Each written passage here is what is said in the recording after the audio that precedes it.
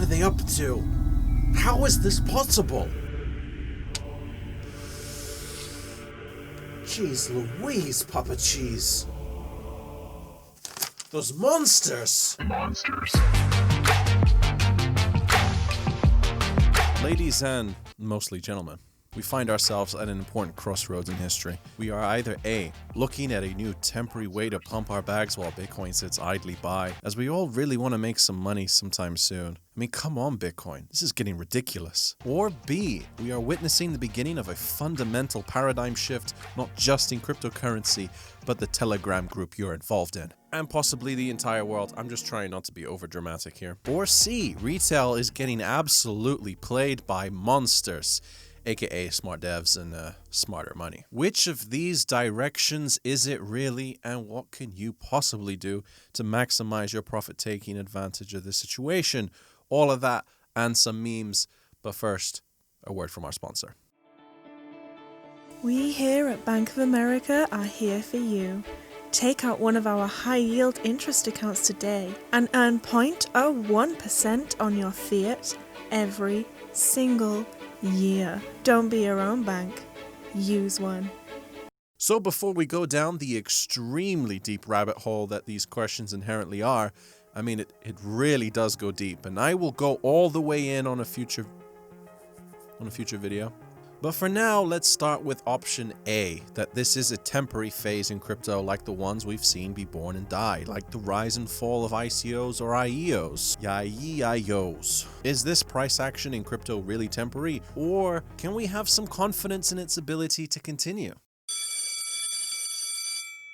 Settle down now, class. Today we're going to discuss the likelihood of a sustained alt season. As illustrated by Dr. Drake here, Bitcoin pumping while dominance goes up, not alt season. Alts pumping while dominance goes down. Big indication of alt season, which means what? Kevin! A reasonable assurance that alt will continue to outperform Bitcoin in the short to midterm. Yes, very good. And before someone in the comment section asks why I've got a microphone in the classroom, it's so my voice can project to the back of the class. But if alt season is indeed going to be a thing, which is far from a guarantee, but if it is, are we currently in the beginning or end? The spring or the winter?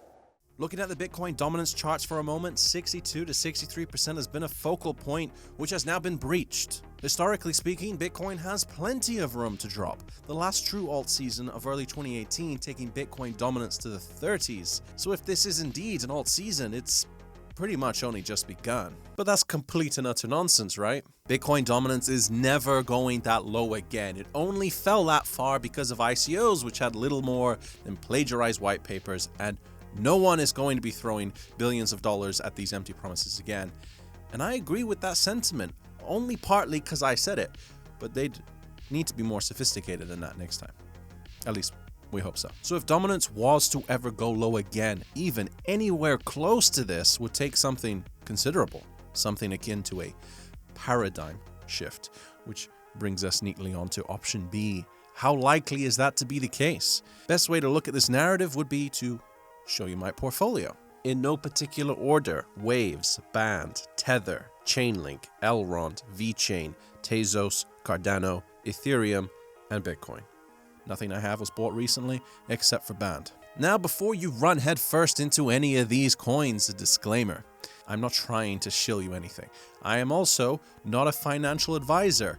Word to the wise though, there's no point in me saying that. There's no such thing as a cryptocurrency financial advisor. It's unregulated. None of these really have that 100x potential anymore, in all likelihood, at least in the short term, and no portfolio is perfect, but I will discuss why I feel these are among your safer bets in crypto to capture value in any alt season. Timestamps below, if I didn't forget. I did ask you on Twitter a week or so ago what you thought of my portfolio and if you would dump or add anything. Comments ranged from dump everything for more link to buy more DeFi assets, you numpty, as you don't have enough exposure to the digital revolution. Au contraire. That's French for Shut your mouth. As I explain why my portfolio is the way that it is, it will hopefully become more apparent how a paradigm shift is even a discussion point right now, or how we are being fed this narrative. We are currently seeing a rising demand for tokens that stake, that facilitate decentralized exchange, that act as governance. I'm running out of fingers, lending, any buzzword that hits DeFi, honestly. Bunch of confusing jargon, I know. To use an umbrella term for what's going on, some have referred to this as a search for yield. Others as a liquidity crisis. I, for one, would describe it as the search for more dollar bills in the bank account.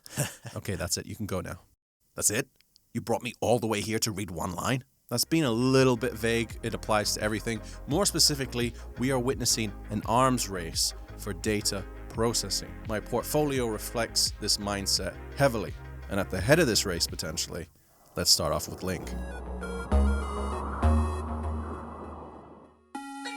Always risky when things are at all-time highs, so practice good risk management, meaning cash in the bank or a stable coin for purchasing those inevitable dips. I, for one, would be fine if all these tokens went to zero. Very annoyed, upset, maybe even a little bit suicidal. But just fine. Breaking news. The best performing asset of 2019 is doing pretty well in 2020. In other news, water, wet, and crypto daily videos aren't daily. Well, that doesn't make any sense. How can water be? But I understand many of you don't understand what Chainlink does, and that's not without good reason. Honestly, we don't know the full extent of how this project could be utilized in future because we don't know the full extent of how blockchain tech will be utilized in future. But assuming blockchain and smart contracts will become this transformative technology that every industry in the world, or at least some will use, due to the efficiency and cost benefits of doing so, big assumption, but it's definitely possible, then these blockchains will need to communicate with each other and draw reliable data from outside a blockchain and put it into one. Chainlink is best placed currently to be that link. But I like to keep it simple, stupid. Why is the token so popular? Listen up, this bit is important. More data equals more demand for nodes to provide said data, which means tokens locked up to run nodes, which means more demand for the tokens, which means what? Kevin. Moon Lambos. Correct. Lamborghinis. Lamborghinis for all involved. At least theoretically. I do need to put an asterisk disclaimer message here, but we'll come to that in a second. Here we can see the growing demand for data visualized. These are total transaction counts to smart contracts using Link tokens. This particular chart goes up to the end of 2019. I imagine it's much higher now. I don't recognize the nickname of every smart contract, but I can see Link being used here for nodes, liquidity pools, decentralized exchanges, theoretically much more in future. There is big potential here for even a $10 Chainlink to be extremely undervalued. But we come back to that disclaimer now. The current value of Link is way overpriced for the current use cases. How dare you? I'm sorry. I hope anyone reasonable would hopefully agree with me here. Like most things in crypto, this valuation is undoubtedly driven by massive speculation. Yet, this is one of the best tokenomics and potential real-world use cases in crypto right now, and definitely deserving of a top 10 spot over many of the tokens that currently reside up there, even top 5. How dare you? So I believe Link is well placed to capture value, whether we're in an alt run or not, and most definitely if we're in a paradigm shift. Moving on to the next token, Elrond. I gotta be honest, while preparing this video, got to this coin in my portfolio and I couldn't remember buying it, which is weird because it's like a huge part of my portfolio now. I did some research and I found out where it came from. It was an IEO, back when IEOs were a thing. If this isn't a situation directly lifted from 2017, I don't know what is. Actually, one of the reasons BNB isn't a bigger part of my portfolio, I don't think I've got any actually, is since the IEO craze died down, the token stopped appreciating as quickly. They are introducing staking, but it's not very enticing to me. Could be wrong about that, especially if it gets used in some DeFi applications, but I digress. Why is Elrond exploding recently. And what does it have in common with the other tokens which are as well? Elrond is essentially an advanced Ethereum competitor, so much so that Vitalik actually proposes some of the design of Elrond for Ethereum 2.0 whenever that launches. You could say because of the constant delays of Ethereum scaling and rocketing fees, people are seeing projects like Elrond more and more as viable alternatives, although in my opinion the real reason is because of one key buzzword: DeFi, obviously. Anything related to DeFi is pumping. If you look at news surrounding Elrond right now, it's article after article of new DeFi protocol partnerships. I don't think it likely that another programmable blockchain will overthrow Ethereum as the most popular one out there for applications.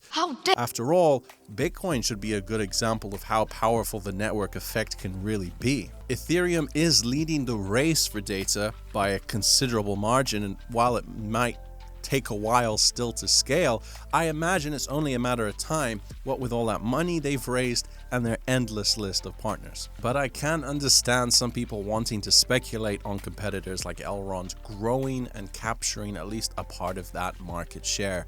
It is on paper at least a far more efficient blockchain for processing data, and data processing is precisely the narrative of the future, or the narrative devs use to dump their tokens on the retail community's heads. Next up, VeChain. I don't know if anyone's going to remember this, but back in early 2018, I was a really big proponent for VeChain.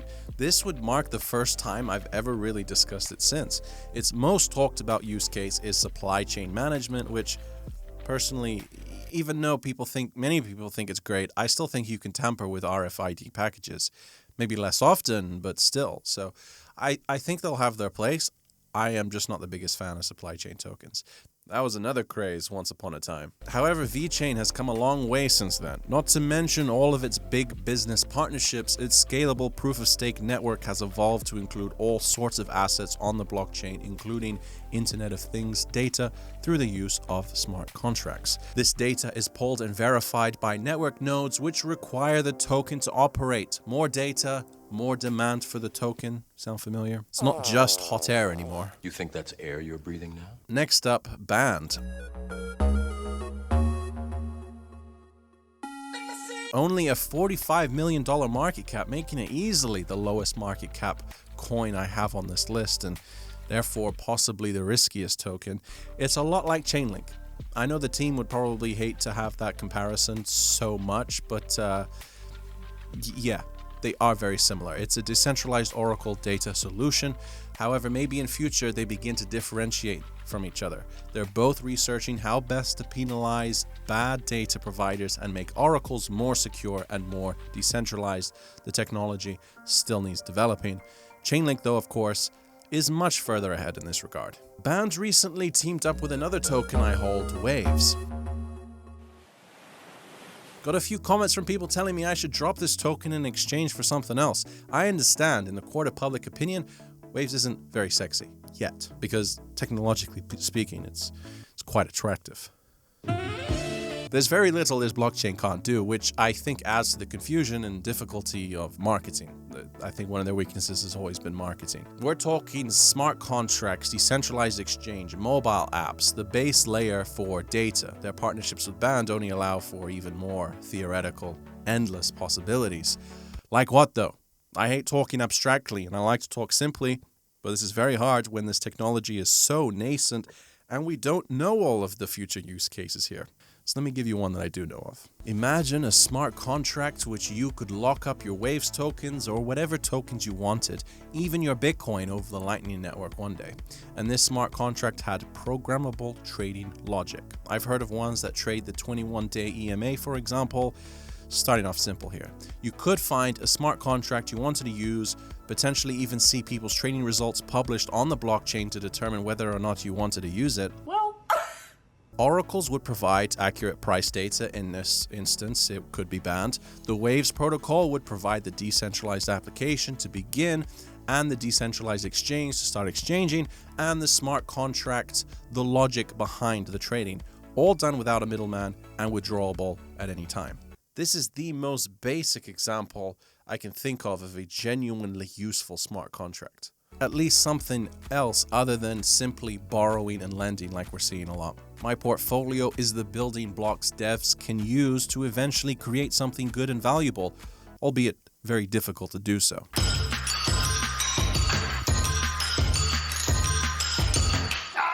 Next up, Tether. I just haven't converted it yet. There's no real reason to keep Tether anymore. Binance's USDC, TUSD pairs for practically everything, even BUSD. The only reason you might want Tether is for higher interest amounts when yield farming, but more on that in a future video. Next up, Cardano. At the end of the month, July 29th, the long-awaited Shelly upgrade will go live, and with it, staking. It could dump after that, I don't know. But that's a big reason in and of itself for growth, but there's also more. Because the move will take Cardano to a proof-of-stake blockchain network, it will become a very efficient network capable of handling large-scale applications.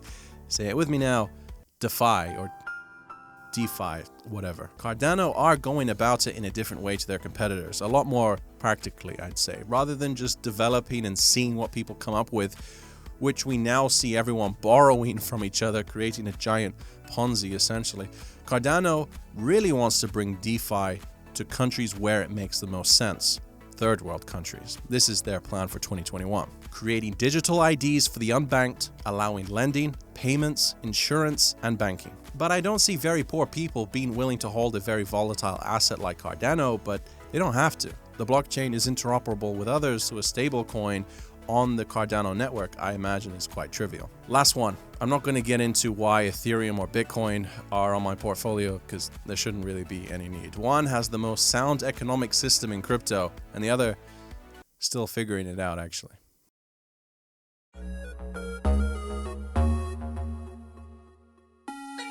Yet another decentralized smart contract blockchain. More nodes equals more processing data, more demand for the token. But again, having a slightly different approach to the others, the programming language used to write decentralized applications on the blockchain isn't regarded as the best, but it's easily audited and verified by big business.